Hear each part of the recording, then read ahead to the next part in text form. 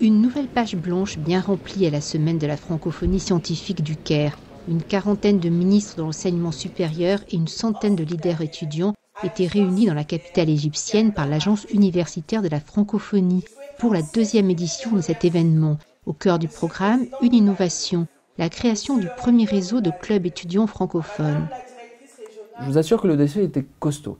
Et c'est pour ça que sur les 300 demandes que nous avons reçues, nous n'avons recruté, entre guillemets, nous n'avons gardé que 180 clubs, ce qui est déjà énorme.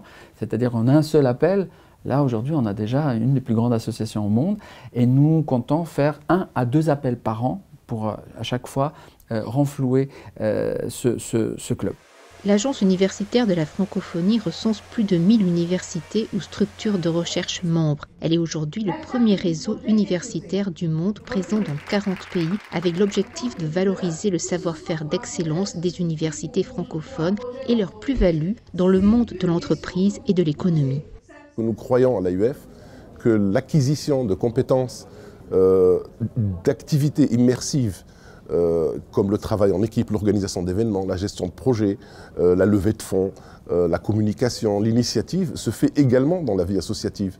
L'AUF cherche également à avoir une prise directe avec les étudiants, puisqu'en fait tout ce qu'on fait, on le fait pour les étudiants, mais paradoxalement on ne faisait rien directement avec eux.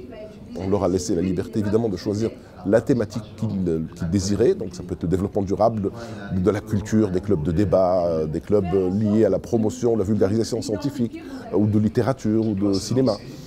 L'idée c'est surtout, quelle que soit l'activité, c'est surtout qu'ils s'engagent à réaliser des projets, qu'ils s'engagent à travailler ensemble, qu'ils s'engagent à promouvoir une idée, à défendre, militer pour une cause.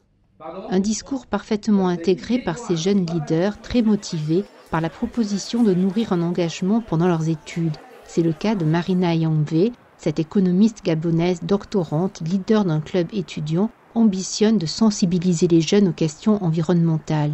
Nous sommes des acteurs majeurs, d'où l'intérêt ces dernières années pour que la jeunesse de l'Afrique centrale, de la région du bassin du Congo, essaye de s'approprier les questions environnementales afin de mieux donner nos décisions, afin de mieux prévoir le futur, parce que nous sommes les futurs décideurs de demain. Il faudrait que l'on sache comment gérer nos nations, comment gérer nos États et nos ressources, effectivement, afin de maintenir un certain équilibre de l'écosystème. Des formations pour concrétiser une idée entrepreneuriale à l'hackathon de simulation de gestion de projet, les activités ont visé à structurer un groupe de jeunes leaders francophones. Pour l'élite étudiante africaine, c'était une aubaine à ne pas manquer pour bénéficier d'expertise et pourquoi pas vulgariser d'extraordinaires projets adaptés aux besoins du continent. Mais nous nous sommes dit, la population souffre d'un problème énergétique et les déchets sont là comme matière première principale de base pour produire cette forme d'énergie qui peut substituer le bois de chauffe dont ils sont obligés d'abattre les arbres pour ça. On s'est dit donc bon, tiens, comment apporter donc une solution à ces populations partant des déchets qu'elles-mêmes elles produisent. Ça peut être les déchets de cuisine, déchets d'élevage, déchets agricoles et autres. La solution, cette installation gagnante cette année du prix étudiant entrepreneurial 60 secondes pour convaincre, organisé par l'AUF.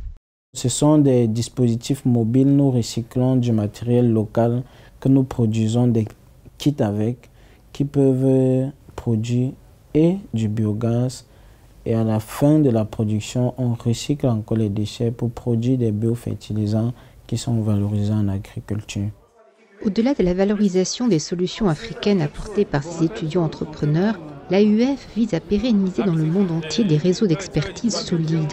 Une enveloppe de 150 000 € a été consacrée au club étudiant cette année et un suivi rigoureux de la labellisation est prévu. La Semaine du Caire a été aussi l'occasion de voir naître un réseau francophone d'intelligence artificielle qui fédère déjà 25 universités de 15 pays, alors que la présence de la langue française dans les publications de recherche est très réduite. Le choix a été fait sur l'impact sociologique, culturel, donc aussi linguistique, de l'intelligence artificielle.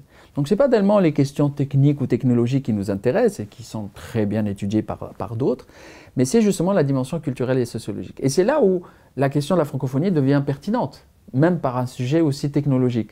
Parce que changer les sciences de la santé par L'intelligence artificielle, c'est une autre façon, c'est une autre vision de l'aide humanitaire aujourd'hui. Alors ce n'est pas technique. Et c'était le sens de cette réflexion. La cohésion de toutes ces initiatives sera garantie par le nouveau manifeste de la francophonie scientifique signé au Caire le mois dernier par la quarantaine de ministres présents et qui sera présenté en fin de semaine au sommet de la francophonie à Djerba.